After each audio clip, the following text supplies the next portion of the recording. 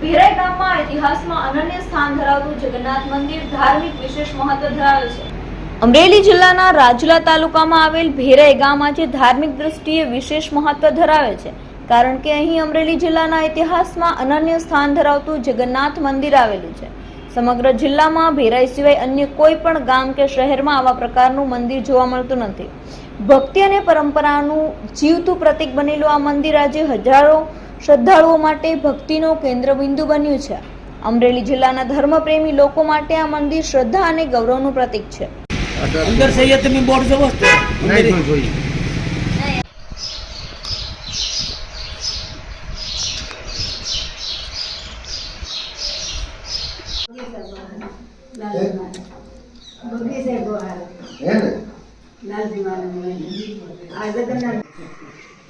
Phone करो तो सरपंच बैठा था भाई बैठा थी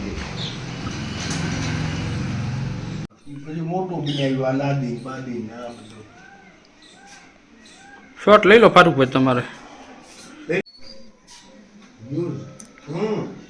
આપણે હું દૂરદર્શનમાં છું દૂરદર્શનમાં બાબુરામનું કામ આ જ ને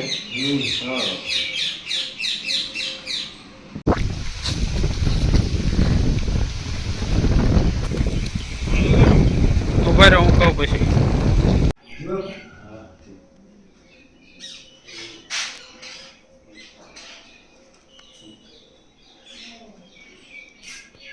એક અહીંયા ભગવાન શેઠ થઈ ગયા એવા કે સગાળસા શેઠ કુટુંબને લગતા ઓળખતા એક વ્યક્તિ હતા એમ।